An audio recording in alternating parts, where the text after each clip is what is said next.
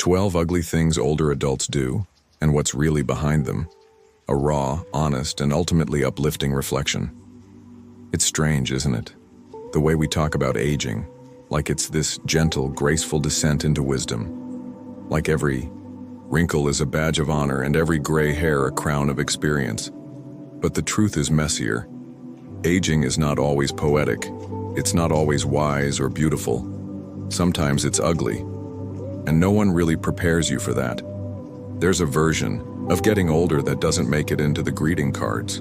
It's the version that shows up when you start losing track of conversations, or find yourself saying the same story for the third time at dinner. It's when you catch yourself snapping at someone for something small, and you don't even know why. It's when you walk into a room and forget what you came for, but remember perfectly what someone said to hurt you 30 years ago. It's the pile of unopened mail, the cluttered drawer that you swear you'll organize tomorrow. It's sitting in silence a little longer than you should, hoping someone will call, but not wanting to admit how much it would mean if they did. No one really talks about this part, because we're taught to be kind to our elders, to see them through a soft focus lens. And maybe we should. But at the same time, we owe it to ourselves, and to them, to talk about the hard, uncomfortable truths. Because they're not just old people problems. They're human problems. They're glimpses into what happens when the body slows down, when memories outlast people, when the world feels like it's moving on without you. This isn't about blaming anyone for how they age. It's about understanding. It's about looking closely without flinching at the habits, quirks, and behaviors that start to show up in later life. Not to judge, but to learn, because some of us are already seeing these patterns in our parents or grandparents. Some of us are noticing them in ourselves. So let's talk about the side of aging no one warns you about. Not to shame anyone, but to bring it into the light, to give it language, to remind each other that even the ugly parts of getting older carry meaning, truth, and maybe even unexpected beauty. You've probably heard it. The same story, again and again and again. It might be about a summer job from 1962, or how milk used to cost a dime, or that neighbor who borrowed a lawnmower and never gave it back. At first, you smile politely. Then you get frustrated. You wonder, do they not remember they just told me this yesterday? But here's the thing. Repetition isn't always about memory loss. Sometimes, sure, it's part of cognitive decline, a moment where the brain loops because it can't find its place. But often it's something deeper. It's about anchoring identity, about holding on to something that felt important. In a life where so much is fading, mobility, relevance, independence, retelling stories becomes a way of saying, this mattered. I mattered. There's also comfort in repetition, the same way we rewatch our favorite movies or hum the same songs. From our youth, seniors retell what's familiar because the familiar feels safe. It's a tether to the past when the present feels uncertain, and the future feels, well, limited. And yes, it can be exhausting to hear the same loop again and again. But maybe, instead of tuning out, we tune in. What are they really saying? What memory do they keep returning to? Sometimes it's not the event they want us to hear. It's the emotion wrapped inside it. Pride, regret, joy, grief. Maybe that story about a first job isn't just about the job. Maybe it's about independence, about being seen. So when an older person repeats themselves, try to remember. It might not be forgetfulness, it might be their way of remembering who they are. Somewhere along the journey of aging, time begins to fold in strange ways. The past doesn't stay behind you.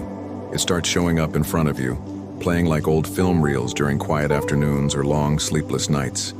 You'll see it in the way older adults talk. Everything was better back then. Safer, simpler, more honest. There's a stubborn nostalgia that creeps in, and if you're not careful, you might mistake it for bitterness. But it's not always that. It's not just being stuck, it's seeking refuge. As the body weakens and the world moves faster, the past becomes a place where they were strong, where their voice mattered, where love was new and dreams felt real. Memory becomes sanctuary. Dwelling on the past is often a form of grief. It's mourning lost time, lost people, lost chances. It's looking back because what's ahead feels smaller than what's behind. That's not an easy reality to face. So instead of talking about next year, they talk about that summer in '74 when they rode the bus to California and fell in love with someone whose name they can't quite recall, but whose smile still lingers. It's not that they don't care about now. It's that the now doesn't feel like theirs anymore. Technology outpaces them. Language shifts. The world gets noisier, flashier, colder. The past? It's warm, familiar, full of moments that still make sense. So when they dwell on the past, let them. Ask questions. Let them linger in those old stories. Because somewhere in those memories is a version of them they still long to be. And sharing it with you might be the closest they get to feeling alive in the present. There comes a point when conversations with older adults start to sound more like a running commentary on how people dress these days, on how no one has manners anymore, on the food, the neighbors, the government, the music. Everything seems to come with a judgment attached. And to the people around them, especially younger family members, it can feel draining, even mean. But underneath that sharpness, there's usually something softer, something scared. Being overly critical isn't just a personality trait that appears out of nowhere in old age. It's often a defense mechanism, a way of reclaiming control in a world that feels increasingly out of reach. You lose a lot as you get older: authority, status, mobility, sometimes even respect. That slow erosion of influence can make anyone feel invisible. And when people feel invisible, they start pointing things out, loudly. They want to be heard, even if what they're saying stings. Criticism becomes their language of relevance. There's also a hidden fear inside their words. Fear that the world they once knew is gone for good. That their values no longer apply. That their way of life is slipping through the cracks and no one is even looking back. So they correct, they critique, they compare. Not because they're cold-hearted, but because it's their way of saying, I still see what's happening. I still have something to say. Of course, that doesn't mean we have to accept cruelty or let resentment go unchecked. But maybe we can pause before getting defensive. Maybe we can see their criticism not as an attack, but as a reflection of their own struggle to stay anchored in a world that's constantly changing. A struggle we might all face someday. You've seen it. Grandpa only eats at 6 sharp. Your aunt refuses to try anything made after 1995. Your mother insists the thermostat stay exactly at 75 degrees, or something doesn't feel right. The older people get, the more fixed their routines and beliefs tend to become. It can feel stubborn, inflexible, even unreasonable. But it's rarely about being difficult for the sake of it. As we age, change stops feeling exciting. It starts feeling threatening. The world becomes unfamiliar at a faster rate than we can adapt. So older adults start building little zones of control, rituals, habits, schedules. The same breakfast every morning, the same route to the store, the same reaction to a political topic. These patterns aren't just preferences, they're protection. And beliefs? They become like furniture, things they've carried with them for decades. Rearranging them at this stage in life doesn't just feel inconvenient, it can feel like identity theft. Asking someone to abandon a long-held belief is like asking them to throw out a piece of themselves. Even if the world has moved on, they may not be ready to. The truth is, rigidity can be a form of safety, a guardrail when so much else is slipping, a response to a life that feels like it's narrowing. But while routine brings comfort, it can also create isolation, cutting them off from new ideas, relationships, and growth. So how do we respond? Not by forcing change, but by offering gentle nudges. A new dish here, a shared experience there. A conversation, not a confrontation. Because sometimes all it takes is one moment of curiosity or laughter to remind someone that life, even in old age, can still surprise them. And sometimes, in their rigidity, What they're really craving is reassurance that the world hasn't left them behind completely. There comes a point when older adults start saying things out loud that most people wouldn't even whisper. They'll tell you about their bathroom habits, the weird mole on their back, how they were betrayed by a sibling 40 years ago, or how much they regret marrying your uncle. At family dinners, in line at the grocery store, sometimes with strangers, and it's not subtle. It's raw, unfiltered, and deeply personal. It catches people off guard, makes them squirm. But what seems like oversharing isn't always about lacking boundaries. Sometimes it's about finally being done with pretending. As we age, the social filters we once clung to start slipping. Not because we don't know better, but because we're tired. Tired of holding things in. Tired of carrying stories in silence. Tired of worrying about what people will think. Age has a way of stripping away the need to perform, and with that comes an honesty that can feel jarring, but also strangely liberating. Oversharing can also be a way to reach out, to be seen, to say, here's what I've carried, what I've endured, what I've lived through. Don't forget that I'm more than this wrinkled skin. I'm a whole story. Sometimes the things they choose to share, no matter how inappropriate or awkward, are things they never had the chance to speak aloud when they were younger. Things that haunted them. Things that shaped them. Sure, it might be uncomfortable, but if you can hold space for even a few of those moments, you may hear something you never knew. Something that explains who they are and who you might become. And, honestly, a little too much truth might be exactly what this world needs more of.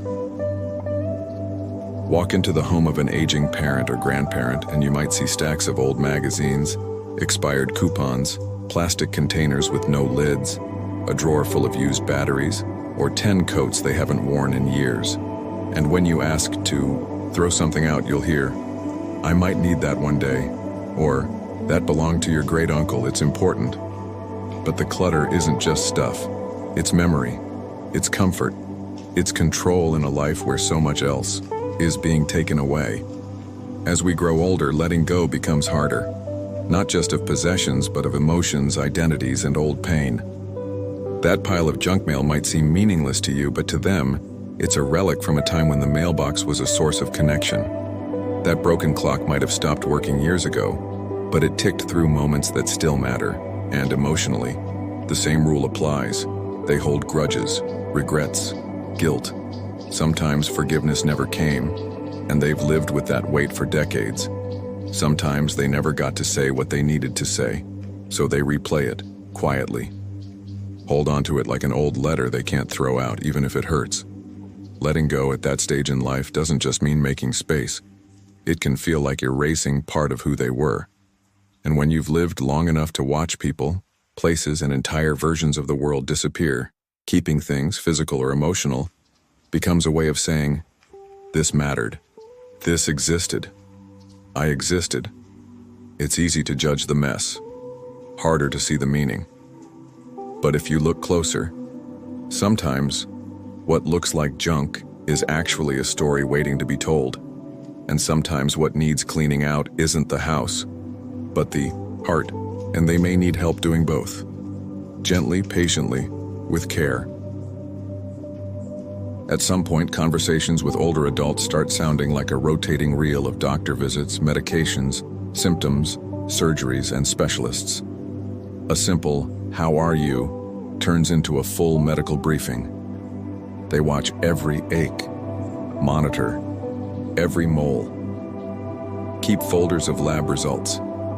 Some even talk about death casually. What song they want played at their funeral, which child should get which piece of jewelry, or where they'd prefer to be buried. To the younger generation, it can seem excessive, morbid even. But this obsession with health and death isn't just about hypochondria.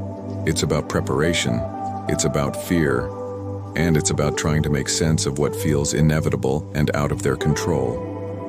When the body starts failing, slowly, persistently, it becomes impossible to ignore.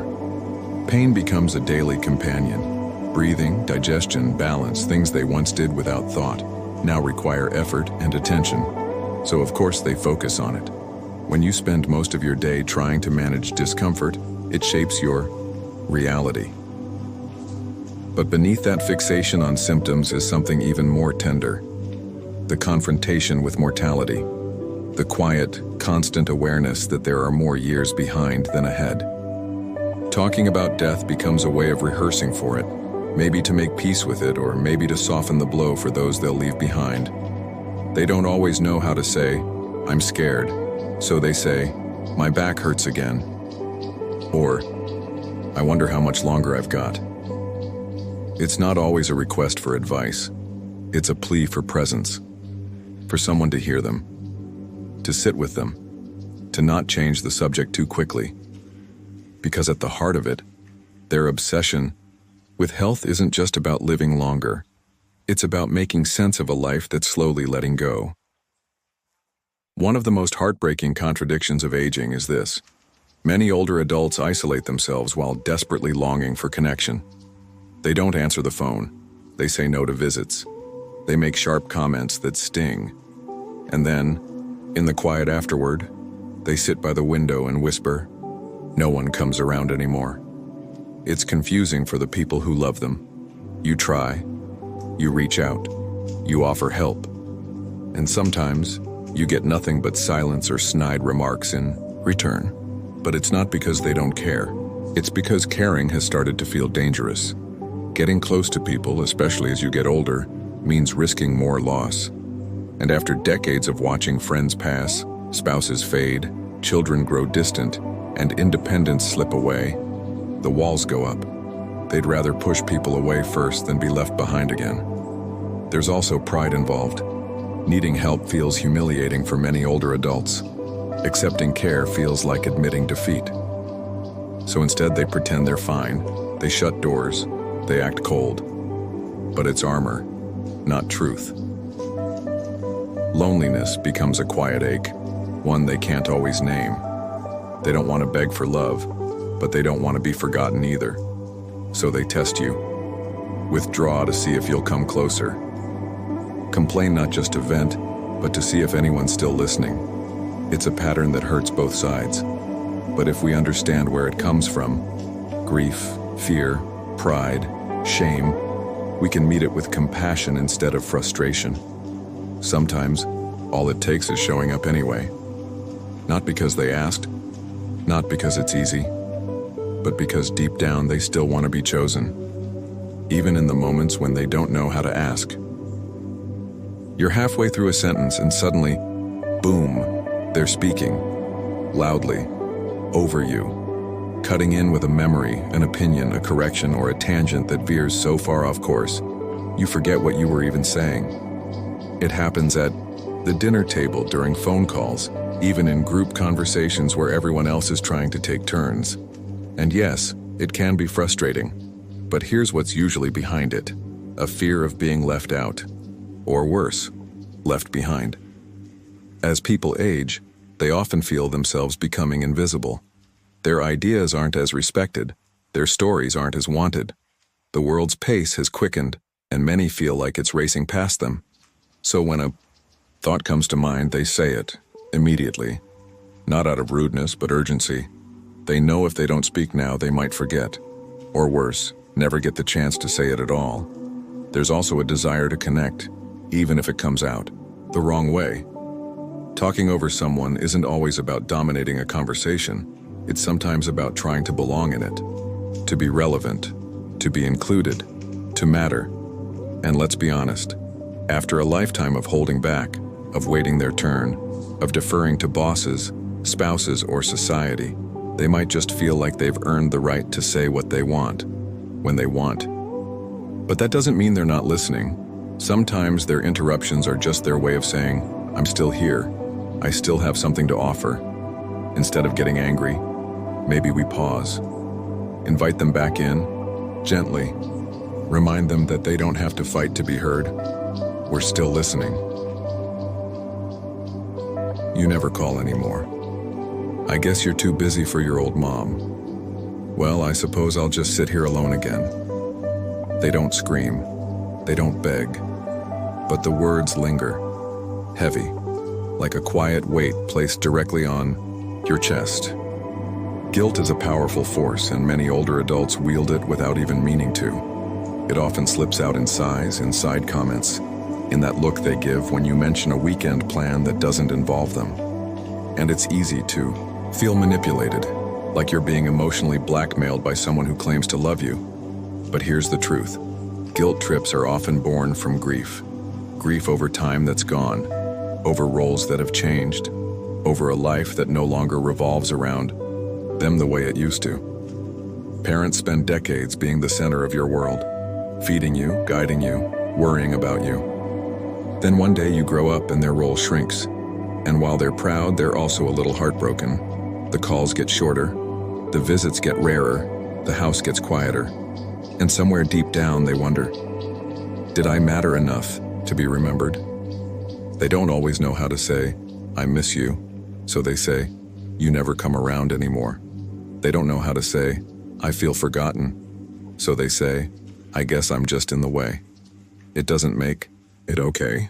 It doesn't mean boundaries should be erased or guilt accepted blindly.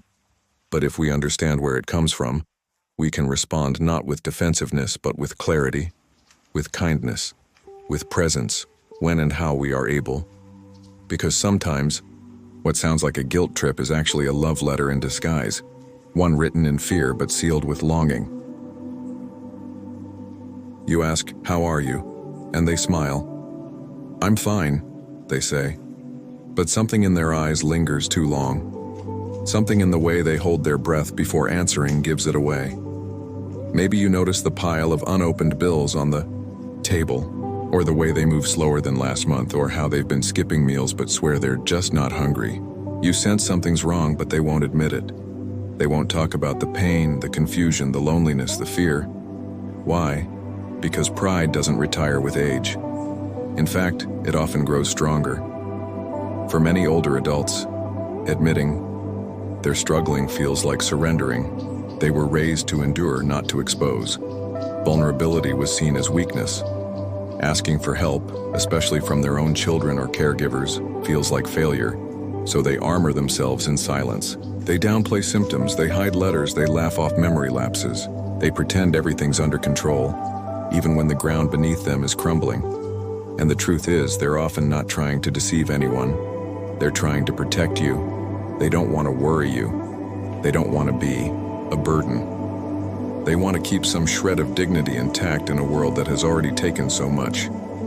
But that silence has a cost. Isolation, decline, sometimes even danger. And yet, breaking it can feel harder than facing the pain itself. So how do we reach them? Not by demanding confessions, but by showing up consistently, by listening without judgment, by creating enough trust that they know they won't lose respect for being honest. Because sometimes the strongest people aren't the ones who never struggle. They're the ones who've been hiding it the longest. There's no announcement, no dramatic moment, just little things barely noticeable at first. They stop fixing their hair. They wear the same clothes every day. The garden they once adored becomes overgrown. Books sit unopened. The TV plays to an empty chair. And when you ask them what they've been up to, they shrug. Not much. This is what it looks like when someone starts to give up. Not with loud despair, but with soft retreat. Giving up in old age doesn't always come from depression. Sometimes it comes from weariness, from feeling irrelevant, from thinking, what's the point when the days blur together and the world feels like it no longer needs them? When every effort feels harder and the rewards feel fewer. When they've outlived so many people, dreams and purposes that used to give life color. But the saddest part is that most people don't even notice. They mistake the withdrawal for peace. They call it slowing down. They say, she's just resting more these days. But inside, something's dimming. A quiet resignation is setting in. This is where connection matters most. Because it's not just about cheering them up. It's about reminding them they still have a place. That even now, their voice still matters. Their life still matters.